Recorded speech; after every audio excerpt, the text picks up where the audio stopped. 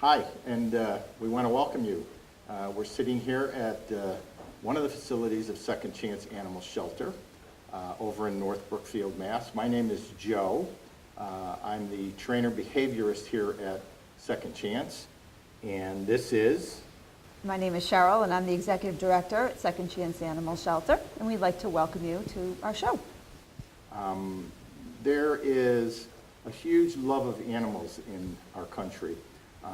And there are approximately 78 million dogs out there that are owned and in homes, and there's about 86 million cats out there that are owned and in loving homes. And what we wanted to do with these sessions is to bring some knowledge, answer some questions, and talk about the animals in terms of behavior, in terms of health, in terms of nutrition, and just try and get some facts out there for you folks to mull over and think about. And if you have a topic that you would like us to cover, you are welcome to get in touch with us. You can either get in touch with us at our shelter's email address, which is info@secondchanceanimals.org, or you can write to us at Second Chance Animal Shelter, P.O. Box 136, 111 Young Road, East Brookfield, Mass. And the zip code is 01515. We would welcome any suggestions that you have on topics that you would like to have us discuss and get the information out to you. And we really would appreciate your input. Anything that we talk about, obviously, we think is important, and we're going to hope that it's important to you. But if there's something in particular, maybe even some behavioral kind of issue that's going on with your cat or dog, please let us know, and we'll certainly be more than happy to address that at a later date. One of the things we would start out with is we want to tell you what a shelter is. People have a lot of thoughts. A lot of people, when you talk about a shelter, they think of a dark, dreary, sad place. And that's definitely not the case. I mean, it may have been true up until the 80s, but things have changed dramatically. A lot of improvements have happened. But there are different shelters out there. One of them is a no-kill shelter. Yep. A lot of thoughts about when people say no-kill shelter. What exactly does that mean? Sheryl, what does that mean? It means, it can mean a lot of different things, but for us in most shelters that use the term no-kill, it means that we do not euthanize for space. Every animal that is healthy, treatable, is adopted, whether it takes a week, a month, or a year. That's one of the things that is about a no-kill shelter. It's different than open admission in the way that no-kill shelters, because there is no time limit on how long they're going to be with us till they're adopted, it does mean that sometimes we do have waiting lists before an animal can come into the shelter. If we're really full, we might have to say to you, you need to wait, we'll call you in a week or two to get your dog or cat in. That's, I guess, the downside that people find with no-kill shelters. The upside is that we don't euthanize for space. So if an animal needs a little bit more time to find the right home, it's got it here at a no-kill shelter. Now, an open admission is different. An open admission means that they take every animal that comes in through their door. If they run out of space, then sadly, they have to start euthanizing. That's the difference. But they don't usually have wait lists because of that. So that's the difference between those two things, and there's plus and minuses to both. Yeah, one of the things that we find is there's certain breeds that are much easier to place than other breeds. Some folks like large dogs, some folks like little lap dogs, some folks like hunting dogs. So there may be a difference in the time period that it takes to find the right home. And one of the things that we try and focus on at our shelter is to make sure that we're matching right dogs with right families. So those things, take a little bit of time and effort. In the open admission shelter, as Sheryl said, any dog that comes to them is accepted into the shelter. The caveat with that is when they do run out of space, when all of the kennels are full, then what happens is they have a necessary downfall of that is that they have to euthanize for space. So big difference in those two. And then there's also breed-specific rescues. Almost every breed out there has a rescue group that handles just that breed. Most of them are foster home only, which means that they're in private homes until they're adopted.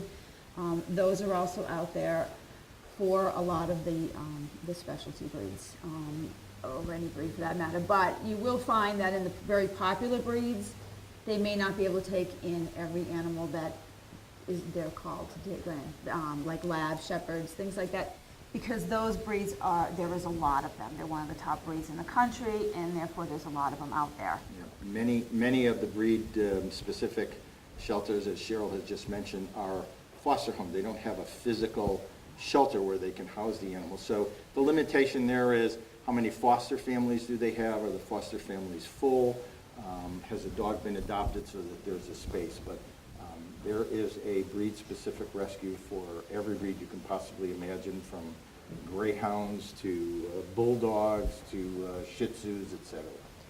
And there's one other component of a shelter, and that's the law enforcement. Our shelter does not have a law enforcement department. So if there is a cruelty case going on, we would refer it to another law enforcement department, such as in the MSPCA, the Animal Rescue League of Boston, or your local animal control officer, otherwise known as an ACO. ACOs are usually town by town. Each town has their own animal control officer, and that officer is responsible for law enforcement, handling cruelty cases, picking up strays, dealing with barking dog calls, things like that. That's what an animal control officer does. So if you call a shelter and they do not have a law enforcement department, they will refer you to your local animal control officer. The role of the ACO in the communities here in Massachusetts is a huge one. We'll get calls at the shelter many times where someone has found a dog wandering in the street or hanging around in the house looking for food. And the first thing we'll say is that they need to talk to their local animal control officer, because that dog could very well be a neighbor's dog. It could be from 3 streets away. It could be from one town away. So the role of the animal control officer is to take that dog off of the street so it's safe, isn't hit by a car, hurt by animals.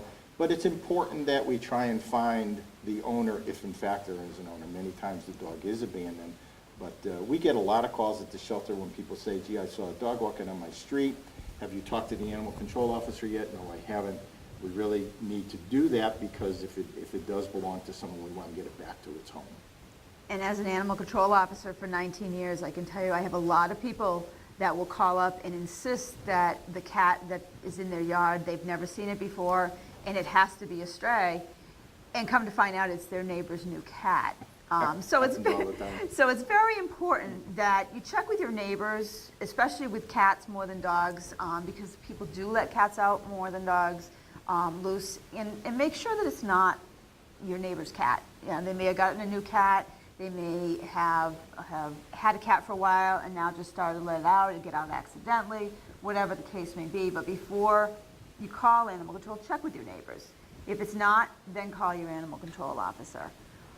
That's very important. But same with dogs. I mean, if you see a dog loose, you need to call animal control department and see, it could be a stray, but it could just as easily have been somebody's beloved pet that got away from them, jumped out of a car window. Broke through an electric fence. There's a number of things that could have happened. The other thing that we find happening more and more is microchipping of dogs. Every dog that's adopted out of our shelter, and most shelters, in fact, in Massachusetts, are now microchipped. So when an animal control officer does find a dog or get a dog turned over to him or her, first thing that is done is the dog will be scanned. If it's microchipped, it'll go right back to the owner. We're able to pick up the phone, call the owner, tell them that we have the dog. Microchipping is a great thing. I think the next thing to happen in terms of technology for that, and it hasn't happened yet, will be some sort of GPS tracking, so that if we do lose a dog, we could probably go to an iPhone and find out exactly where that dog is. But that's something that hasn't happened. It's in the works. Yes. And no, you cannot use it for your husband or your wife or your children. And we're asked that question many times. Yes, we are asked that. We're also asked a lot of other questions, like what other assistance is available to people that call shelters. One of the biggest things is spay-neuter assistance.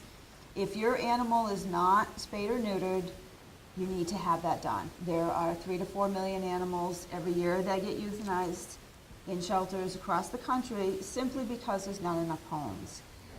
Even if your cat has kittens and you find great homes for all of them, that doesn't mean that it's okay, because all those great homes that you found for them could have been used for animals that are already in shelters and in need of homes. So it's very important to get your animals spayed and neutered. It's also healthier for them. One of the interesting things that we hear many times is, can't we build bigger shelters if we have that many dogs that wind up being euthanized for lack of home? Can we build a bigger shelter? Well, the truth of the matter is, I don't know that anyone, even some of the bigger shelters, the MSPCAs or the ASPCAs, have the ability to build shelters big enough to hold 3 or 4 million animals. And we talk about this and we say, well, let's just assume that we did have the capability to build a shelter that big. Would we be able to find homes for 3 or 4 million animals? And the answer clearly is, no, we probably wouldn't be able to do that. So what's the solution? It's exactly what Sheryl's been talking about. Spaying and neutering of pets is imperative if we're going to stop overpopulation, euthanization, and in many cases, suffering of the animal. And it's very inexpensive to have it done through low-cost programs. There's a lot of them out there. Ours is the shelter here. I mean, a cat is as little as $65, includes a rabies shot. Male cat is $50. I mean, that's not a lot of money. And if you think about it, when you have an unexpected litter, it's going to cost you more than that just in feeding and caring for those kittens for the 8 weeks before they can go to new homes. And if you're giving those kittens to other people and they're not fixed, you could very well be adding to the problem, because if they don't get it fixed, they can have litters. And cats can get pregnant as early as 5 months. And that's very young. I can't tell you how many people come in and say, I didn't realize that my cat could have kittens that early. I was going to get it done after 6 months, but it was already too late. And how many litters can they have, Sheryl, in the course of a year?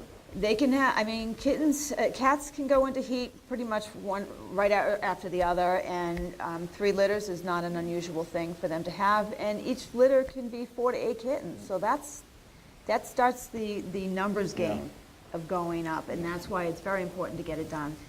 Same things with dogs. Dogs typically don't have more than 2 litters a year, but still, the issue with that is the same thing. You're gonna be putting animals into an already overwhelmed system. One of the other things that we talk about when we talk to folks about spay-neuter is the health issue of the animal. In the case of male dogs, unneutered male dogs, unaltered male dogs, run a very high risk of testicular cancer, which can limit the lifespan of the dog, obviously. So not only are we trying to control the population to stop animal suffering, but we're also looking at the health of the animal and enabling that animal to live a good, long, healthy life so that we can enjoy that dog's company for many years. Same is the case with kittens. So. And in the case of male cats, I mean, we have people that call up to surrender male cats because of the smell of them. That will go away when you neuter your cat, because they're not going to be spraying, you're not going to have that strong odor. It's going to make a big difference. So, for what little that it costs to get it done, you're going to be much happier. And especially if you have multiple cats, you're going to be really happy because your house is going to smell so much better. So those are important things. One of the things that we want to show you is what shelters do, and the best way to show you is with one of our cases that we're working on now. This little kitten came to us with a deformity. Either it was a congenital defect or something happened in the womb where the leg was formed wrong. And we have a picture here of the cat, and as you can see, the leg goes like this and over. It doesn't go straight down. So the paw, instead of being like it normally would, is completely off. One of the things that shelters today do, as opposed to in the past where they just took an animal in and held it until they can find a home, is offer lots and lots of medical capabilities that owners are going to be able to take care of. I'd like to show you Leo, and we can kind of take a look at where he was and where he is today. All right, we'd like you to meet Leo. Leo is the kitten I just told you about with the severely deformed leg. He's now almost 7 months old. He's been in foster care with us the whole time while we've been going through all of his medical. It took a great deal of work to get him where he is today because of the fact that, because of the severity of the deformity, there was a lot of discussion that he might have to have his leg amputated. We didn't want to see that happen. So what we did is we had an orthopedic surgeon take and reposition the leg. He's got pins and everything else in it. And Leo's got a bionic leg now. yeah, and we'll show you his leg here. It's still bandaged because he had it only done a couple of weeks ago, and he has to be in the bandage for almost 8 weeks. So he is doing great. As you can see, he's a double pod. He's got these huge mitts here. Yep. But he is finally putting weight on this leg and using it, and his leg is actually now normally formed. But that's what shelters do now, and that's the advantage of having of a no-kill shelter, is that we are able to take the time it needs to do things like this for Leo. As you can see, he's still a kitten and keeping him. And he wants to play. He wants to play. Leo is in he's actually adopted now, but he's in a home with several other cats, and now has the capability to run around and do all the things that all the other cats do. The shelters of old, we talked about earlier in our conversations here, did not have the capabilities to do this kind of thing. The shelters today, thanks to generous folks out there who love their animals, and thanks to some of the grants that we're able to get from some private foundations, we have the ability to do this kind of thing for animals. And once again, the mission is always to eliminate the suffering of animals, the abuse of animals, and the overpopulation. And Leo is a great example of that. He's going to go on to be a great cat and hopefully live many years and make his owner very happy. And he's actually living in a foster home with another cat that had a deformed leg. Unfortunately, that one was so badly deformed that it did have to be amputated, but Megan doesn't know that, and she's very happy to just be a cat. And these two have really bonded, and that's why the foster mom has decided that she's going to keep Leo. That's the wonderful thing about people that open up their homes to these animals as fosters, is that they give these animals a place to live while all this work is going on. It's comfortable, it's a real home, it's not sitting in a cage, and those are important things. So for all of you out there who love their cats and love their dogs, as much as Leo's mom does, and of course as much as we do, if you have ever thought about fostering, it's a wonderful thing. All shelters in the state of Massachusetts, we're here in central Massachusetts, are always looking for foster homes to take an animal in until such time as the medical issues can be resolved and we can find a forever home. What happens to us many times is we call them foster failures. They wind up loving the animal so much that the animal never comes back to us and gets adopted.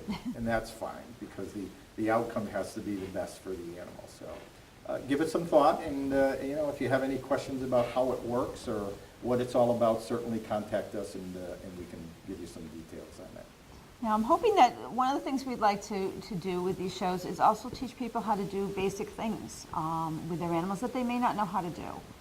One thing that we see a lot of with animals that come into our shelter is overgrown nails. And people are always afraid to do their animals' nails. They're afraid that they're going to hurt them, or that they simply don't know how to do it. There's a lot of choices out there for nail trimming. This is one of them. Simply, you squeeze it and it cuts the nail this way. We put the nail inside. These are my preference for dog nails because they're quick and easy. And these I really think are great for cat nails. It's very simple. Smaller, it's quicker. But these are some of the choices. You can get them at any department store, pet store. Let's talk about an animal's nails. A little bit different than ours in that if you look at the animal's nail, inside of that nail is what we call the quick.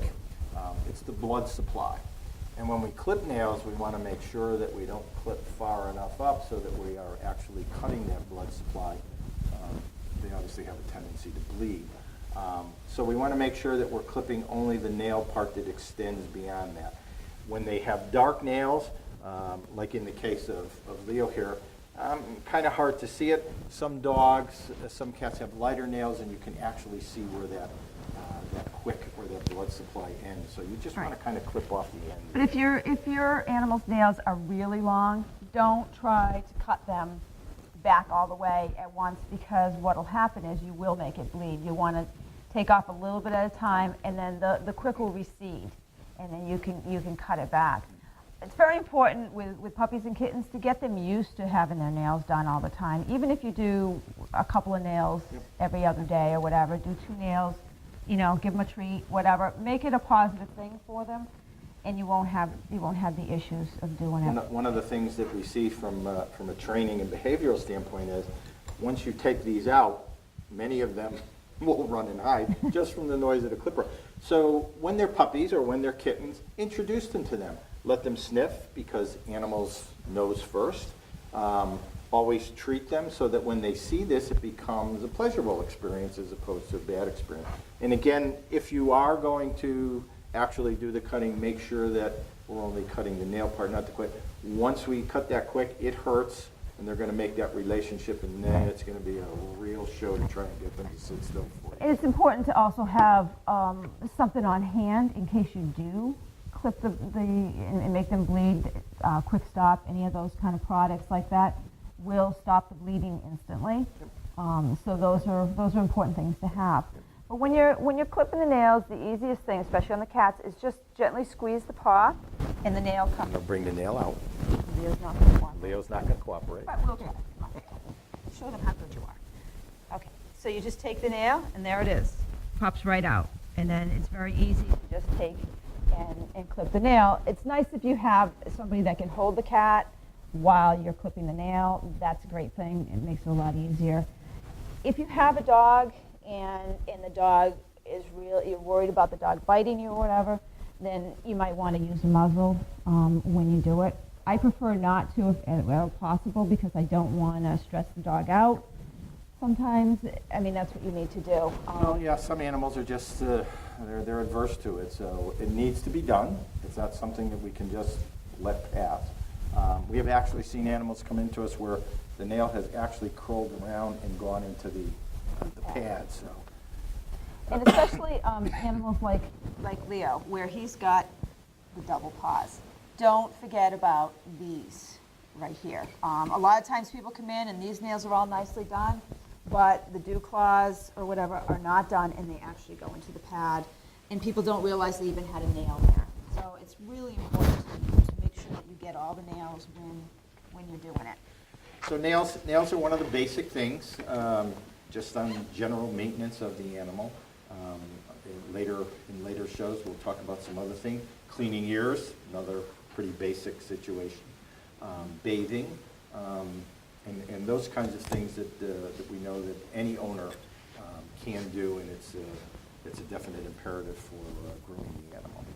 And there are, if you truly can't do it, there are plenty of professionals out there that can help you with that. The groomers, there's a lot of great groomers in our area and pretty much everywhere that are happy to help out with that. If you do really have a hard time or don't have the ability to bathe your animal or to do the nails or whatever, but if you can get your animal used to doing the nails and you can do a couple every day, that's the big thing. That it really does help them, and it'll also help your furniture. A lot of people will surrender cats because they're scratching up their furniture. Yep. Cats love to scratch. Yeah, and that's a very natural thing. You can get a cat scratching post. That'll help. But if you trim their nails, then they don't have as much of the need to scratch. And also, there's things like soft cloths and other products like that, which are little nail caps that go right over the nail, and that way, even if they do scratch, they're not going to do any damage. So there's a lot of other options as well for the nails to take care of them. With the nail caps, they'll probably last about 2 weeks. You will have to take them off, re-clip the nail, and put the cap back on. but it does work.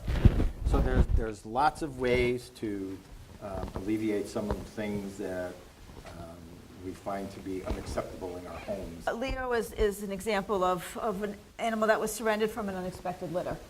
He came in with some other litter mates, and he had the deformity.